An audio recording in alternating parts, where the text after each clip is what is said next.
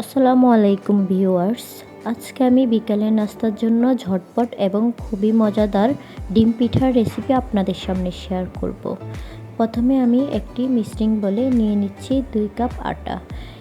এরপর আমি পরিমাণ মতো লবণ দিয়ে দিচ্ছি। এখন আমি ডোটা তৈরি করে নেব। এখানে আমি অল্প অল্প পানি দিয়ে ডোটাকে ভালোভাবে মিশিয়ে তৈরি করে নেব। আপনারা ভালোভাবে দেখে নিন যে আমি কিভাবে ডোটা তৈরি করে নিচ্ছি। আমি এখানে আবারও পানি দিয়ে ডোটাকে ভালোভাবে মিক্স করে নিচ্ছি। এখন আমার ডোটা তৈরি হয়ে গেল। দেখতেই পাচ্ছেন ডোটা আমি কত মসৃণভাবে তৈরি করে নিচ্ছি।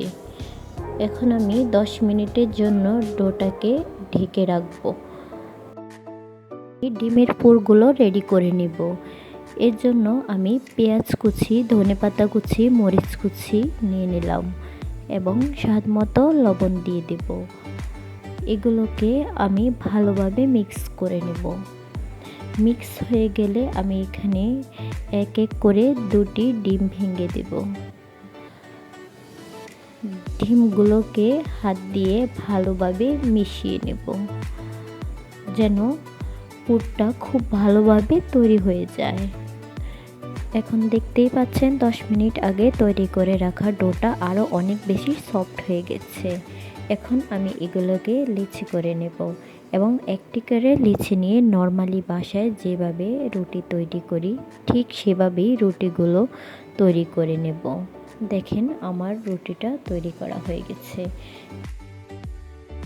করে রাখা পুরটা রুটির মধ্যে দিয়ে দেব। রুটির মধ্যে পুরটা দেওয়া হলে আমি রুটির চারপাশে পুরটা ছড়িয়ে দেব যেন রুটির চারপাশে পুরটা সুন্দরভাবে ছড়িয়ে থাকে। একে ভাঁজ করে নেব এবং রুটির চারপাশ ভালোভাবে চেপে দেব যেন পুরটা বের না হয়। দেখতেই পাচ্ছেন আমার চারপাশ ভালোভাবে চাপা হয়ে গেছে।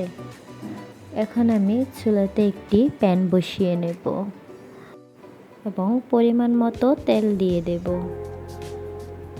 তারপর তেল গরম হয়ে গেলে আমি পিঠাটা দিয়ে দেব এবং পিঠাটা আমি এপাশ ওপাশ করে ভালোভাবে ভেজে নেব। আপনারা দেখতেই পাচ্ছেন আমি পিঠাটাকে ভালোভাবে ভেজে নিচ্ছি। চুলার জাল মিডিয়াম হাইয়ে রাখতে হবে। দেখেন আমি এখন পিঠাটাকে উল্টে দেব।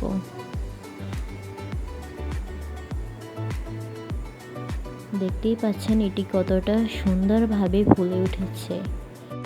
এখন এটি নামিয়ে নেব এবং আপনাদের বোঝার সুবিধার্থে আমি আরেকটি পিঠা তৈরি করে দেখাচ্ছি। সেজন্য আমি এখানে একটি লিচি নিয়ে নিচ্ছি এবং সেটিকে ভালোভাবে বেলে নিচ্ছি। দেখতেই পাচ্ছেন আমার রুটিটি বেলা হয়ে গেছে।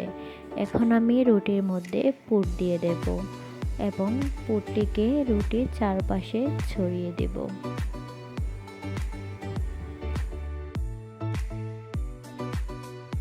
করে নেব। তারপর আমি চারপাশে চেপে দেব যেন পুরটা বের না হয়ে যায়। দেখতেই পাচ্ছেন আমার চারপাশ চাপা হয়ে গেছে।